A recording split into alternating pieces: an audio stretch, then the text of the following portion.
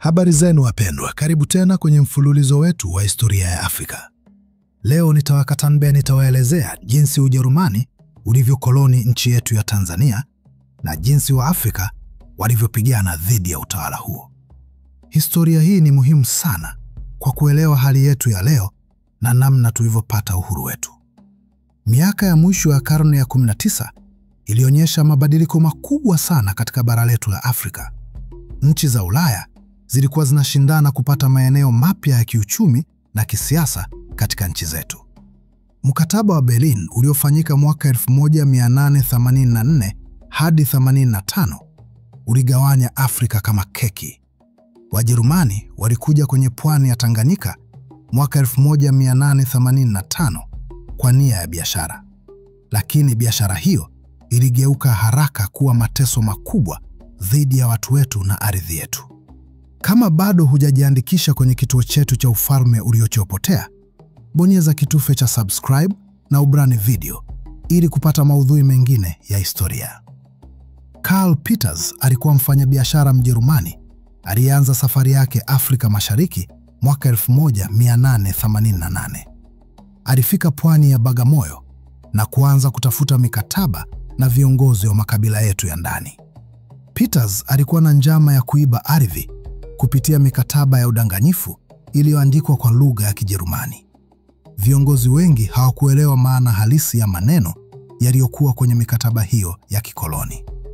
Mwaka 1885, Wajerumani walitangaza kuanzishwa kwa shirika la Kijerumani la Afrika Mashariki. Shirika hili lilikuwa la kibinafsi, lakini lilikuwa na idhini kutoka kwa Kaisari wa Ujerumani kuendesha biashara. Waziri Mkuu Otto von Bismarck alitoa kibali kwa shirika hilo kutawala maeneo yote ya pwani.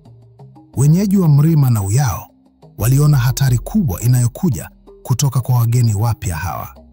Wajerumani hawakuwa na nia ya biashara halisi, bali walitaka ardhi yetu na kazi ya watu wetu bila malipo. Mwaka 1888, Abushiri bin Salim aliyekuwa kiongozi kutoka Pangani alianza kupinga utawala wa Kijerumani. Abushiri alikuwa mfanyabiashara tajiri na maarufu aliyekuwa na wafuasi wengi katika miji ya pwani. Aliamua kuanzisha upinzani baada ya kuona Wajerumani wanavyodhalilisha watu wake na kudhibiti biashara yote. Vita vya Abushiri vilianza rasmi mwezi wa Agosti mwaka 1888. Wapinzani wake waliteka maboma ya Wajerumani katika miji ya Pangani, Tanga, Bagamoyo na Dar es Salaam. Upinzani huu ulienea haraka sana kutoka pwani hadi maeneo ya ndani ya nchi. Makabila ya Wazigua, Wadoe na Wangindo waliungana na Abushiri katika vita vya ukombozi. Wajerumani walishangaa sana kuona upinzani mkubwa kama huo kutoka kwa watu waliodhaniwa kuwa hawana nguvu. Vita hivyo vilikuwa ni kioo cha kwanza cha kupigania uhuru baada ya mwanzo wa ukoloni. Nelson nieleza katika sehemu ya maoni hapo chini kama umewahi kusikia habari za Abushiri bin Salim kabla ya leo. Maoni yenu yanasaidia sana kuendeleza maudhui ya kituo chetu na kujifunza zaidi kwa pamoja. Hermann von Wissmann alikuwa jemadari wa jeshi la Kijerumani aliyetumwa na Kaisari mwaka 1889. Alifika na askari 1000 pamoja na bunduki za kisasa na silaha nyingi za kivita. Wissmann alitumia nguvu kali sana kukandamiza upinzani wa Abushiri na wenzake katika pwani. Mapigano yalikuwa makali na yenye hasara kubwa kwa upande wa Afrika waliopigana kwa silaha za jadi. Mwezi wa Disemba mwaka 1889, Abushiri alinaswa na kunyongwa hadharani. Kifo chake kilikuwa ni ishara ya hasira ya Wajerumani dhidi ya watu wetu waliopinga ukoloni. Lakini moyo wa kupigana haukufa kwa sababu upinzani ulianza sasa katika maeneo mengine ya ndani. Wajerumani walibadilisha sera zao baada ya vita vya Abushiri na kutaka kudhibiti kwa nguvu zaidi. Mwaka 1850, Ujerumani ulibadilisha shirika la kibinafsi kuwa koloni rasmi ya serikali. Utawala mpya ulileta sheria kali zaidi na kodi nyingi kwa watu wa Tanganyika. Sera ya kilimo cha kulazimishwa ilianzishwa mwaka 1854 na kuathiri makabila mengi. Wajerumani walilazimisha watu kupanda mbolea pamba na korosho ili kuzalisha bidhaa za kuuza Ulaya. Wakulima walilazimishwa kuacha kilimo chao cha chakula na kufanya kazi mashambani kwa Wajerumani bila malipo ya haki. Kodi za hongo na nyumba zilizingwa kwa makabila yote na kuleta umaskini mkubwa katika jamii zetu. Watu wengi walipoteza ardhi zao za jadi na wakakaa kama wageni katika nchi yao wenyewe. Sheria ya ardhi ya mwaka 1809 ilisema kuwa ardhi yote ni mali ya Kaisari. Hii ilimaanisha kuwa watu wetu walikuwa hawana haki yoyote ya miliki juu ya ardhi za mababu zao. Askari wa akida walikuwa wanatumia kiboko na mateso mengine kukamata waliokataa kulima mahindi au pamba. Kama bado haujajiunga na familia yetu hapa kwenye kituo, bonyeza subscribe na ubrani ili kupata historia zaidi. Mkuu Songea kutoka Ungoni alikuwa kiongozi mwingine mkuu aliyepinga utawala wa Wajerumani mwaka 1891. Wangoni walikuwa watu hodari wa vita na walikuwa wamepigana dhidi ya Waarabu hapo awali. Songea na majembe wake walikuwa na mikakati ya vita ya kisasa na waliweza kushinda mapambano mengi ya mwanzo. Wajerumani walishtuka kuona ushujaa na utaratibu wa jeshi la Wangoni dhidi ya askari wao wenye silaha za kisasa. Vita vilianza mwaka 1891 na viliendelea kwa miaka 4 kamili. Makabila ya Wahehe na Wasangu waliunga mkono Wangoni katika vita vya kupinga ukoloni wa Kijerumani. Mkuu Mkwawa wa Wahehe alikuwa pia kiongozi mwenye ujasiri ambaye alipigana kwa bidii dhidi ya Wajerumani. Mwaka 1897 Mkwawa alipata ushindi mkubwa huko Lugalo ambapo aliua askari 1000. Ushindi huo ulikuwa ni mashambulizi makubwa sana dhidi ya nguvu za kijeshi za Ulaya katika Afrika Mashariki. Lakini Wajerumani walikuja na jeshi kubwa zaidi na bunduki za kutosha ili kupiga vita ya kudhibiti upinzani. Mwaka 1898 Mkwawa alijiua baada ya jeshi lake kushindwa na vita kuzidi kuwa magumu. Songea naye alikamatwa mwaka 1902 na kunyongwa pamoja na askari wake 16. Wajerumani walinyongwa viongozi hawa hadharani ili kuwatisha Waafrika wengine wasije wakaona nia ya kupinga.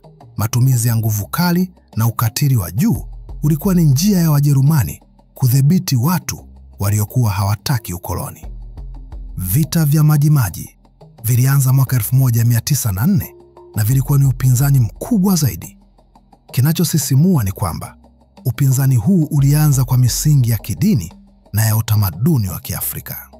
Kinjekitile Ngwale alikuwa mganga kutoka Matumbi aliyeamini kwamba alikuwa na maji maalum ya kuwafanya watu wasiogope risasi.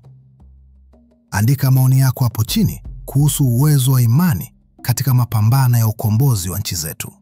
Je, unafikiri imani peke yake inaweza kushinda silaha za kisasa? Au ni lazima kuwa na mikakati mingine pia? Kinjekitile alitoa maji kwa watu wake na kuwaambia kuwa kama watanywa maji hayo, risasi za Wajerumani zitakuwa maji. Upinzani ulianza mwezi wa Julai mwaka 1904 katika mkoa wa Matumbi. Haraka sana upinzani ulienda katika miji ya Kilwa, Liwale, Mahenge na hata Songea na Njombe. Makabila zaidi ya 20 yaliunga mkono vita vya Majimaji dhidi ya ukoloni wa Kijerumani. Wangoni, Wambunga, Wazaramo, Wamatumbi, Wangindo na wengine wengi walishirikiana katika vita hivyo vikubwa. Mwanzo wa vita vilionekana kama vitakuwa na mafanikio kwa sababu Wajerumani hawakutarajia upinzani mkubwa hivyo. Lakini ukweli ni kwamba bunduki za Wajerumani zilikuwa zenye nguvu sana kuliko silaha za jadi. Maji ya Kinjekitile hayakuweza kuzuia risasi na watu wengi waliuawa katika mapambano ya kwanza. Wajerumani walitumia sera ya kuteketeza mazao na kuharibu vijiji ili kuwalemaza wapinzani kwa njaa. Sera hiyo ya ardhi iliyoteketezwa iliua watu 1200 hadi 300 kwa njaa na maradhi. Jenerali Gustav Adolf von Goetzen alikuwa msimamizi wa koloni aliyeagiza uteketezaji huu wa makusudi. Crimson, historia imeandika kuwa vita vya Majimaji ndiyo yaliyoua watu wengi zaidi katika Afrika Mashariki wakati wa ukoloni. Watu walipoteza familia zao, mashamba yao na maisha yao kwa sababu ya kukubali kupigana dhidi ya udhalimu. Mwaka 1907 vita vilikwisha. Baada ya vifo vya watu elfu nyingi na uharibifu mkubwa, Wajerumani waliongeza nguvu zao baada ya kushinda vita hivyo na kutawala kwa mkono wa chuma zaidi. Sera mpya za utawala zilizingwa, zililenga kuvunja moyo wa upinzani kabisa katika miaka ijayo. Mwaka 1910 wakoloni walileta sheria mpya za ardhi ambazo ziliwanyima watu haki zote.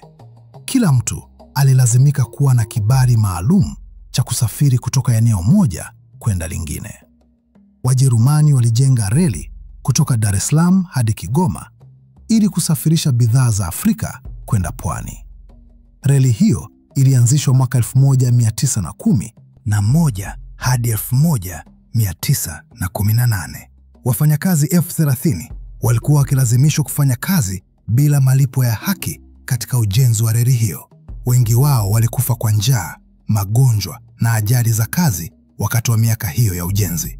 Ujenzi wa reli hii ulikuwa ni miradi mmoja ya wasifu wa wakoloni ambayo ilipelekea vifo vya Afrika elfu nyingi. Wafanyakazi walilazimishwa kubeba mizigo mizito na kufanya kazi masaa 18 kila siku.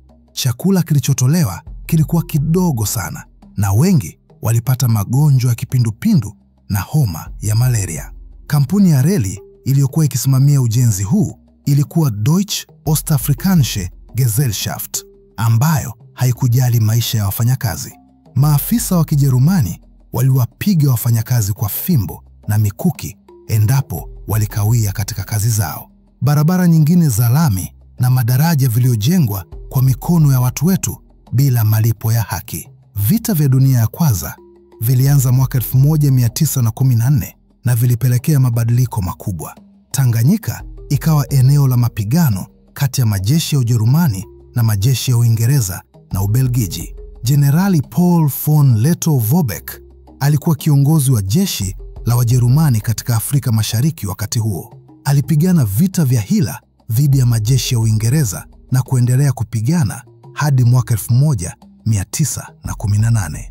Watu wa Tanganyika walilazimishwa kupigana upande wa Wajerumani na wengine wakapigana upande wa Waingereza. Vita hivyo viliua watu elfu nyingi za raia na kuleta njaa kubwa katika nchi nzima. Andika hapo chini kwenye sehemu ya maoni kama unafahamu jinsi vita vya dunia vilivyoathiri nchi zetu za Afrika. Tunataka kusikia mtazamo wako kuhusu jinsi vita vya Ulaya vilivyosababisha mateso kwa Waafrika wasio na hatia. Mwaka 1918, Ujerumani ulishindwa katika vita vya dunia ya kwanza na kupoteza koloni zake zote. Tanganyika ikachukuliwa na Uingereza kama eneo la uhamiaji chini ya shirikisho la mataifa. Lakini hii haikumaanisha uhuru kwa watu wa Tanganyika, bali ni kubadilisha wakoloni kutoka Wajerumani kwenda Waingereza. Wajerumani walikuwa wametawala kwa miaka 33 kutoka 1888 hadi 1918. Utawala wao ulikuwa ni wa ukatili mkubwa na unyanyasaji wa watu wake bila huruma yoyote. Kodi za hongo, kilimo cha kulazimishwa na matumizi ya kiboko yalikuwa ni tabia za kila siku katika maisha ya Watanganyika. Maelfu ya Waafrika waliuawa kwa kupinga na maelfu mengine walikufa kwa mateso ya kazi na magonjwa. Historia ya ukoloni wa Kijerumani Tanzania inatuonyesha jinsi wakoloni walivyoiba mali zetu na kuvunja mifumo yetu ya jamii. Lakini pia inatuonyesha ushujaa wa mababu zetu waliopigana kwa nguvu zao zote dhidi ya udhalimu. Songea Mkwawa Abushiri na viongozi wengine ni mashujaa wa kweli wa ukombozi ambao hawaogopi kifo. Vita vya maji. Maji yalikuwa ni ishara ya umoja wa makabila mengi yaliyoamua kupigana kwa lengo moja. Upinzani huo uliweka msingi wa harakati za uhuru ambazo baadaye zilipelekea uhuru wa kweli mwaka 1961. Tunaweza kujifunza mengi kutokana na historia hii ya mapambano ya wazee wetu dhidi ya ukoloni. Kwanza ni kwamba umoja wa makabila ni muhimu sana katika kupigana dhidi ya adui wa pamoja. Pili ni kwamba mapambano ya uhuru yanahitaji dhabihu kubwa na subira kwa muda mrefu. Tatu ni kwamba ukoloni uliwaacha Waafrika na athari za muda mrefu katika maisha ya kisiasa, kiuchumi na kijamii. Era za wakoloni wa Kijerumani katika Tanzania zilipelekea kuvunjika kwa mifumo ya kiuchumi ya jadi. Watu waliacha kilimo chao cha kujikimu na kuanza kulima mazao ya kuuza kwa wakoloni peke yao. Ardhi nzuri zaidi zilinyakuliwa na kukabidhiwa wakulima wa Jerumani na makampuni ya Kijerumani. Wazee wa makabila yetu walipoteza madaraka yao na badala yake walianzishwa akida na majumbe wa serikali.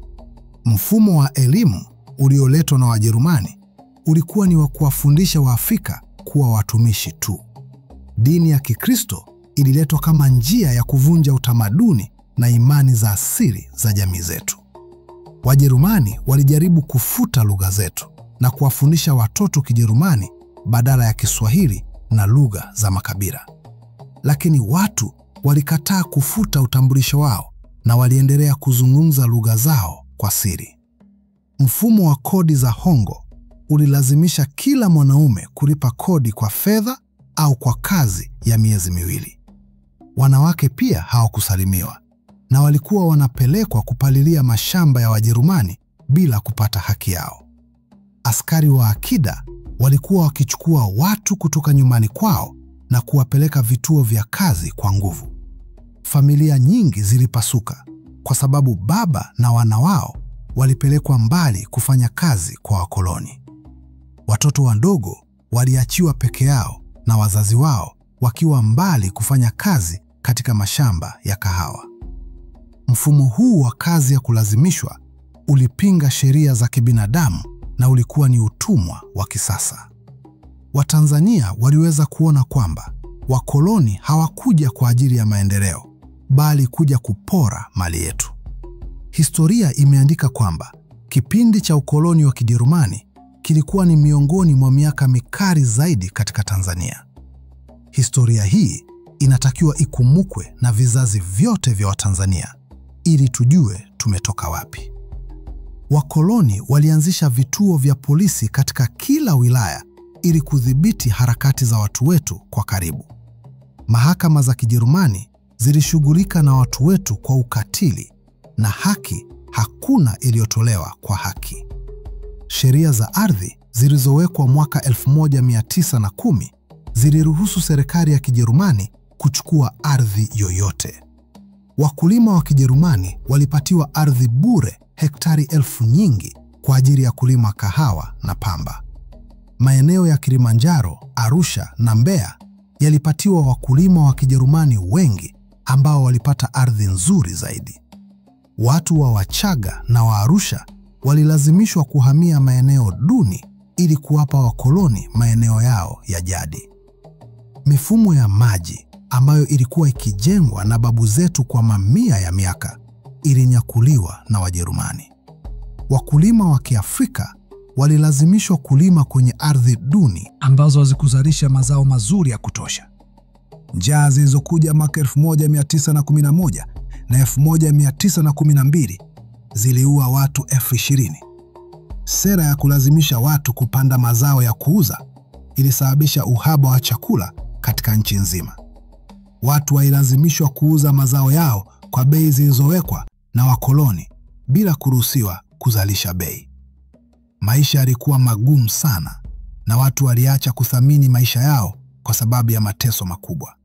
Wajerumani walijenga boma kubwa katika miji ya Bagamoyo, Dar es Salaam, Tanga na Mwanza.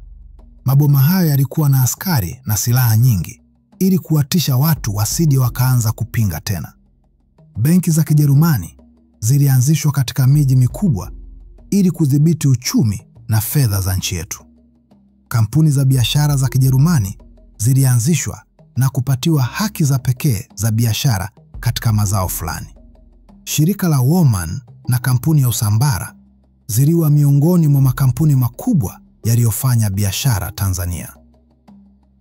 Tunapaswa kuheshimu damu ya mashujaa wetu waliotoa maisha yao ili tuweze kuwa huru leo.